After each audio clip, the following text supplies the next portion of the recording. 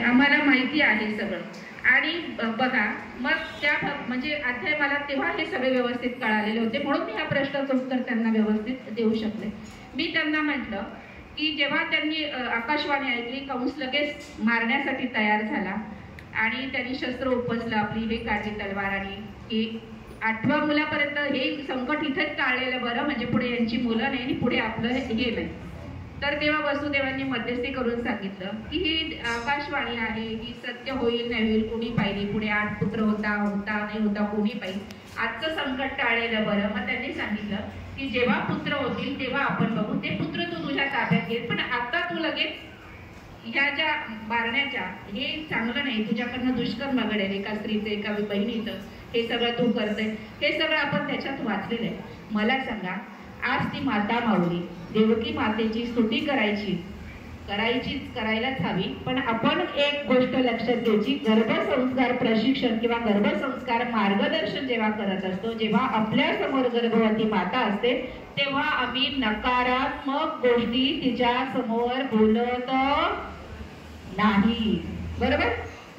आम्हाला नकारात्मक गोष्टी तिच्या समोर बोलायच्या नसतात. हे आता आपण पुढच्या टप्प्यातल्या प्रशिक्षणात का नाही कसं नाही हे बघणार आहोत, म्हणून बोलत नाही. आज देवकी मातेंनी जे योगदान नाही म्हणताना बलिदान दिलेलं आहे, त्यांनी प्रत्येक वेळी 1 ते 8 मुलांना जन्म देताना प्रत्येक वेळी त्यांच्या मातृत्वाचा मृत्यू होत होता. त्यांच्या वेदना इतक्या अफाट होत्या की त्या शब्दांच्या पलीकडल्या होत्या, बरोबर? आणि अशा या मातेने फक्त आणि फक्त विश्व कल्याणासाठी 8वा पुत्र जन्माला घालणं हे माझं कर्तव्य आहे आणि हे मला पार पाडावं लागेल. याच्यासाठी क्रमपात्र मला 7 पुत्रांचा जो बळी दिला गेला, म्हणजे 7 नाही 6 पुढे मी ते सांगते, तर मला फक्त आणि फक्त त्या 8व्यासाठी मला ह्या वेदना सहन करावं लागेल, मला हे बलिदान द्यावं लागेल, हे जगाच्या कल्याणासाठी.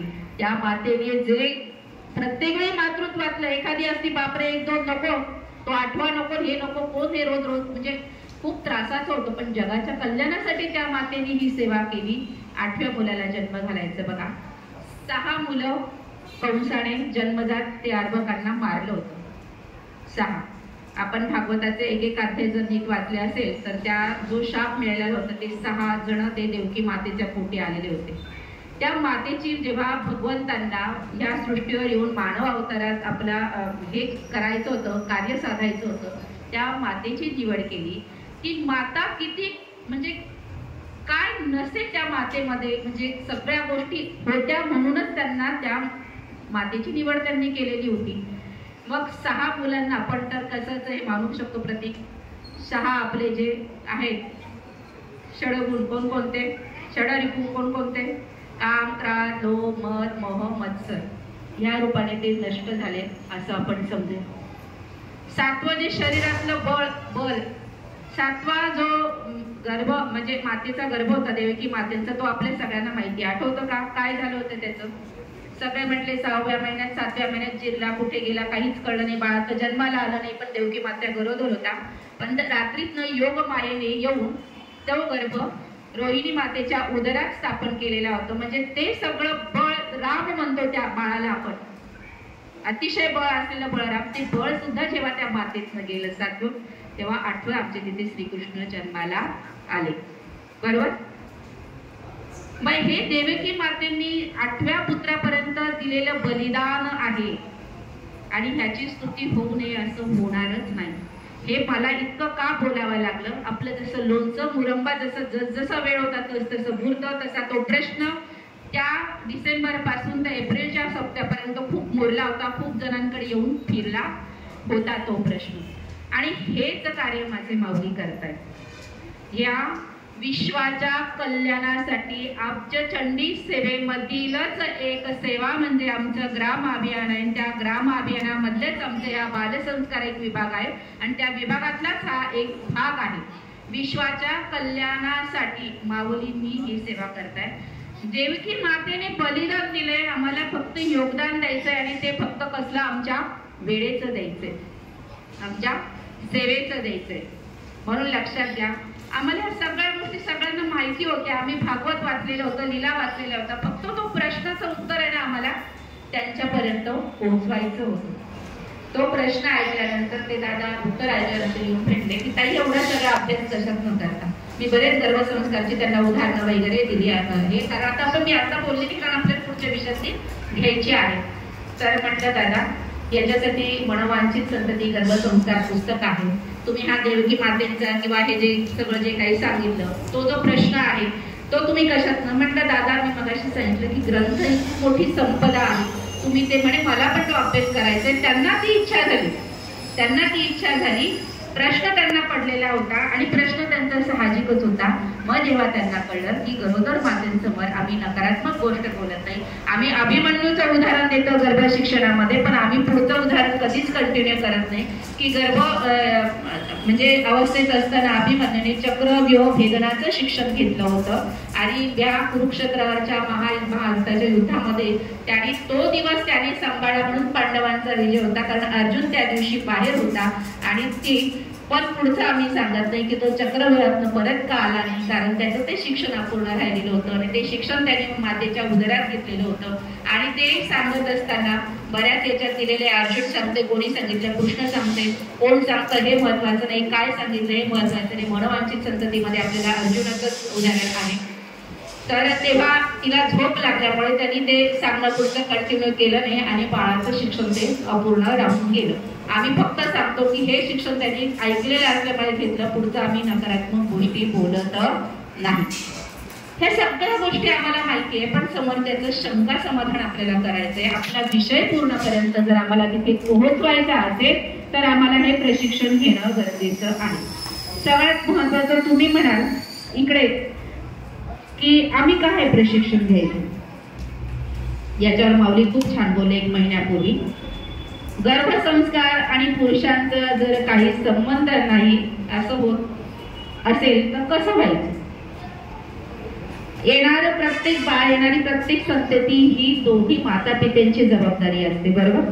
मला सांगा आज आम्ही कितीतरी जण इथे, मला माहिती नाही सगळ्यांचं मी म्हणत नाही, पण काहीतरी तरी असे आहेत की आम्हाला योग्य वेळी योग्य मार्गदर्शन योग्य शिक्षण मिळालं असतं, घरातनं आम्हाला अनुकूल वातावरण मिळालं असतं तर आज आम्हाला भरपूर काही करता आलं असतं किंवा आम्ही कुठेतरी असतो. आम्ही आज म्हणतो म्हणजे आम्ही म्हणतो की आम्हाला कळत नव्हतं तेव्हा तुमचं काम होतं रागवायचं, बोलायचं, वेळप्रसंगी दोन फटके द्यायचे, पण आम्हाला पुढे काहीतरी घडवण्यासाठी म्हणजे थोडी भूमिका घेतली गेली पाहिजे. असे जेव्हा बरेच आपण बालक समुपदेशन मध्ये येतो तेव्हा बालकांच्या तक्रारी असतात. आजही आम्ही आमच्या मुलांना हेच सांगतो की तुम्हाला जे शिकायचं ते करायचं, ते पूर्णपणे पूर्ण निष्ठेने करा, ते पूर्ण करण्याचं काम आमचं. पण उद्या उठून तुम्ही म्हणू नका आम्हाला कळत नव्हतं, आम्हाला समजत नव्हतं, तुम्ही आम्हाला सांगितलं नाही, तुम्ही आम्हाला दमदाटी केली किंवा वेळप्रसंगी फटके मारले. म्हणजे हे कुठेतरी येणार आई आणि वडील ही समांतर चालणारी रेषा आहे आणि दोघांची जबाबदारी तितकीच आहे. गर्भसंस्कारामध्ये आपली आजही पुरुष प्रधान संस्कृती आपण मानली जाते. आजही यश आलं इकडे सगळ्यांना माहिती आहे की ते इकडे जातं आणि काही चुकलं काही झालं का तो काय करत होते आहे की नाही. खूप पालक आम्हाला सांगतात की सगळा दोष माझ्यावर येतात, माता पालक सांगतात मग तू तर घरातच असते, मग तुझं लक्ष द्यायचं काम आहे, तू आई आहे. तर कुठेतरी या सगळ्या संकल्पांना आम्हाला फाटा द्यायचा आहे आणि म्हणून आम्ही सुरुवात करायची. म्हणून बालसंस्कारावर आम्हाला थांबता येणार नाही. तर माऊलींनी सांगितलं मुळापासून जर आम्हाला याच्याकडे जायचं असेल तर आम्हाला गर्भसंस्कारापासून म्हणजे संस्कार करायला हवे. गर्भसंस्कारापासून का संस्कार करायचे तर आपल्याला सगळ्यांना माहिती आहे गर्भधारणेचा कालावधी हा 0 ते किती 9 महिने, बरोबर. या 9 महिन्यामध्ये हे विज्ञानाने सिद्ध केलंय तेव्हा आम्हाला त्या गोष्टीचं महत्व कळायला लागलं की ह्या 0 ते 9 महिन्यामध्ये जन्माला येणाऱ्या बालकाचा 60 ते 80% पर्यंत मेंदूचा विकास झालेला असतो. 60 ते 80. म्हणून आम्हाला काय करायचं आहे गर्भसंस्कार करायचे आहेत. आणि राहून गेले तर वय वर्ष 0 ते 8 मध्ये शिशु संस्कार करायचे आहेत, कारण उरलेल्या मेंदूचा विकास हा त्या वयामध्ये होत असतो.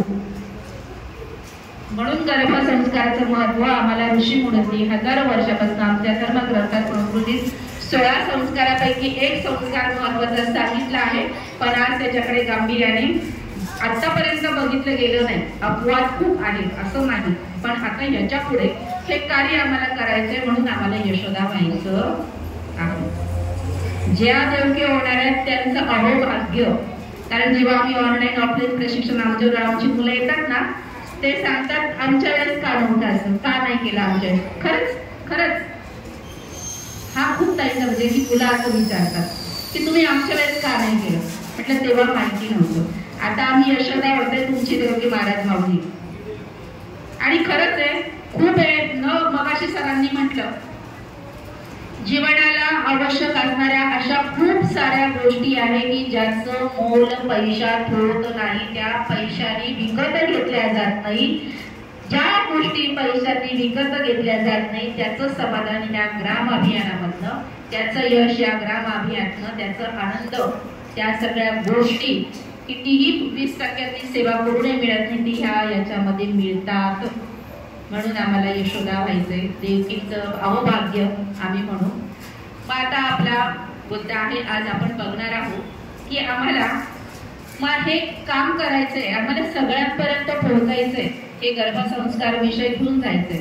पण आता आम्हाला एक तर आमच्या शेजारी, आमच्या नात्यातल्या, आमच्या माहितीतल्या, मैत्रिणीतल्या कोणी असेल ठीक, मग नसेल तर आम्ही तसंच थांबायचं का नाही. आमचे प्राथमिक सेवा केंद्र असतात, आपला केंद्र आहे, सेवा केंद्र आहे, तिथे असतात. एक नाही 4 तरी गरोदर महिला दिवसातनं आरतीला दर्शनाला कुठल्या तरी येतात. आपण फेराव्या, त्यांच्याशी बोलावं, नंबर द्यावं, थोडा वेळ थांबावं.